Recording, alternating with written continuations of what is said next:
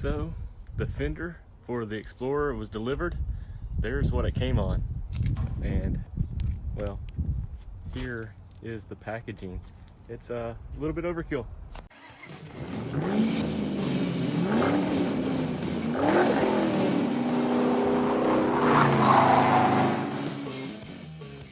So we got a bunch of parts delivered here.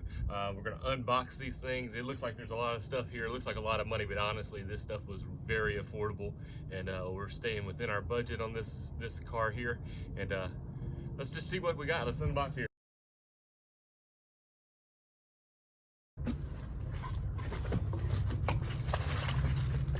All right, this is the new radius arm mount. We'll go up underneath there. Came with some bolts.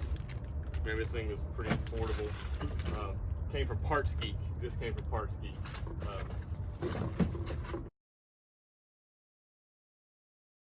Already cut this one open. This is the new radius arm shock mount there. This connects back to the mount, and this part here connects to the axle. Bolt here goes up to the shock, or to the spring, and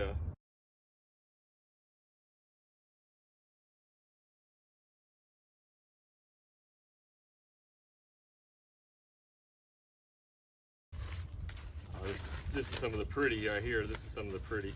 This is the new bezel for the front, for the headlight, turn signal, all that, park light. This thing was like $10.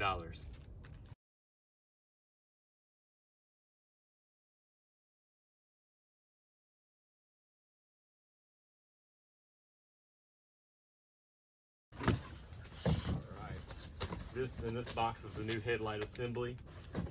The other one was damaged from the accident this vehicle was in, but the headlight assembly. We'll put the old turn signal back in here. We have a new park light. New park light. We'll use the old park light and use a new turn signal here. That turn signal was gone, but there we go.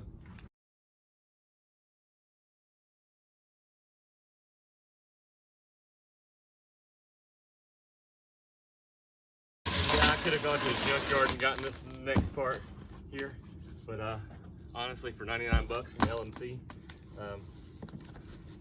I'll take a $99 bumper any day, brand new, as opposed to the used one.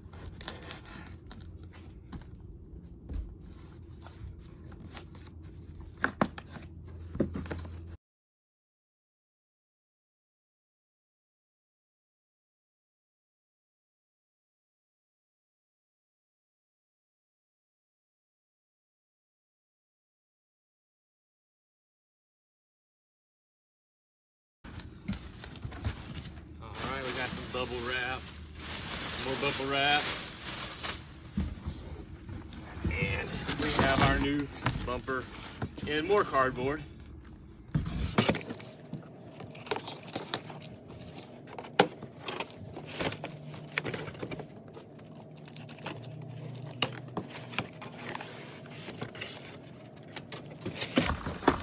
But yeah, there she is, new bumper, new chrome bumper.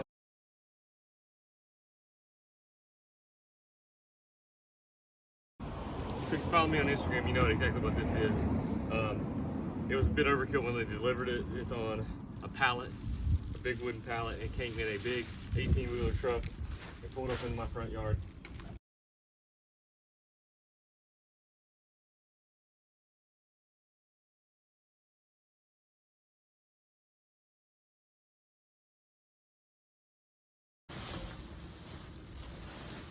We have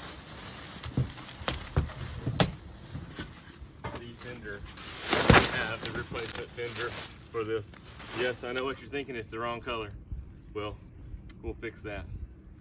But yeah, it's the only one I could find within the southeast, and so here it is. We'll sand it down a little bit and throw some red paint on it.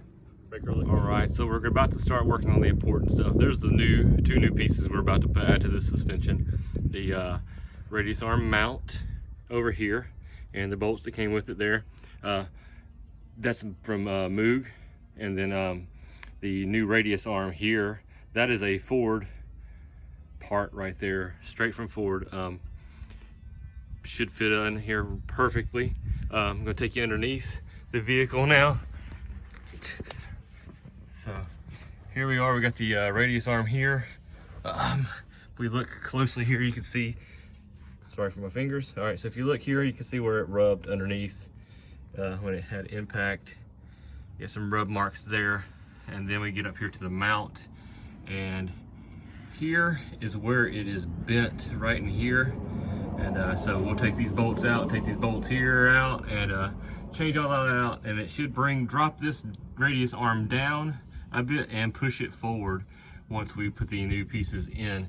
So I think it's gonna work. It's gonna be fun, but we're gonna make this thing right and get her driving down the road. All right, so the first thing I'm gonna do is go ahead and undo this shock here.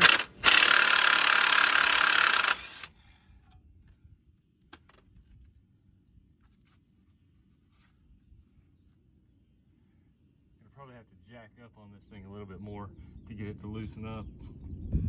We unhooked the sway bar so we can access these bolts over here. And so gonna work on that. And next thing we'll be taking this bolt out of up here at the top. So we'll get the spring out of the way and take that apart to be able to remove the radius arm. As you see, this spring spins around. It's not under any load right now. We'll let this thing drop, and this thing will spin around where we can actually get it to where we can access this nut here, and we'll get this nut loose here. About the only way that I know to get there is just to, well, use a wrench, or you can go from the top here with a really long extension. You may have to run to Harbor Freight to get a long extension here to get to that nut, and that may be a good idea. So, all right, I'll be right back. I'm going to Harbor Freight. Well, didn't have to run to Harbor Freight because I already had 2 long extensions, hooked them together, and here's what we did. Since we have the inner fender loose and it's just flapping around here, we didn't take it all the way out because it has lots of cables and things hooked up to it. But here's what we did. We dropped it down through here and got it sitting down there on that nut, and well, just like that. And we're gonna hook the impact wrench to it. I know these aren't impact rated extensions, but we're gonna use them anyway and get this nut loose.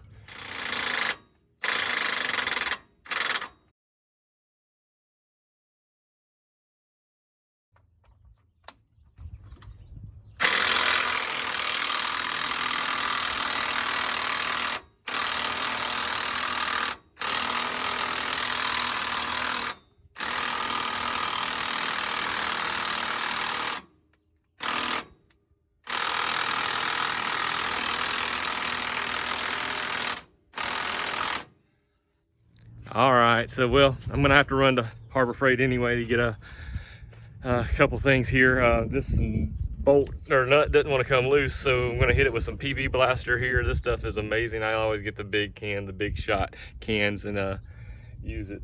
I'm not sponsored by anybody, you know, but this stuff right here, this stuff is amazing, and it works. So we're just gonna spray it on this nut and let it soak while I'm gone.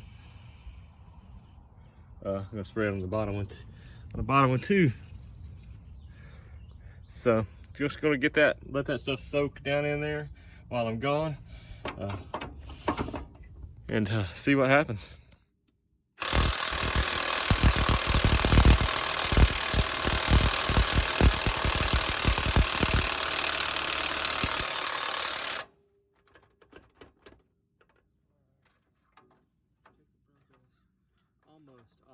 Almost off.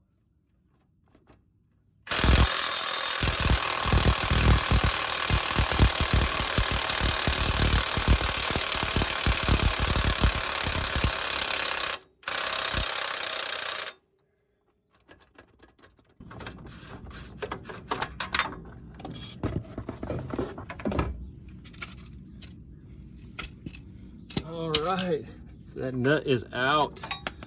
The nut is out. Yes. All right, forgot to hit record as we were undoing this shock nut on the top here. So we're removing the shock now. Should be moving forward pretty quickly now. With the shock gone, we should be able to drop this thing down, pull this spring out. There's another nut underneath this spring here that we're gonna have to remove. And then there's one on the bottom as well. And that will remove the radius arm from the upper axle here. And then we'll have to remove the nut on the back of the radius arm to get it off the mount. I like to put the stuff back together so I can remember where the parts are. Keep it together, don't lose it.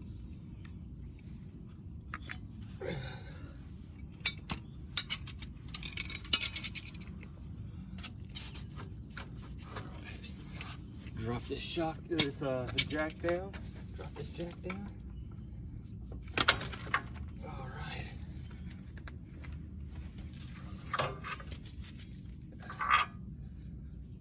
Jack over. You're gonna lift it back up so we're not putting too much pressure on that brake line there.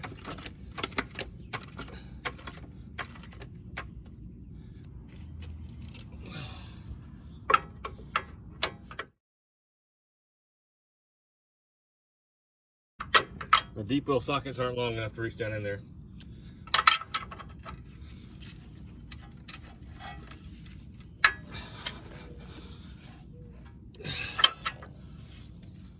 All right, so we had to go to Amazon to get an 1 1/8", 6-inch deep socket. This should do the trick. All right, so after all these fails and just knucklehead junk on my part and not having the right tools and different things, I think we're gonna call this an episode in this video right here, right now, and come back at it with the 6-inch deep 1 1/8" socket. Get this thing pulled apart, and so you guys can see it pulled apart, put back together on the next video. And yeah, maybe we'll have some better luck and not fail as much. But if you like this video, please like it, subscribe, and hit that bell to get notifications of new videos. All right, this has been another episode of Rev'd Garage.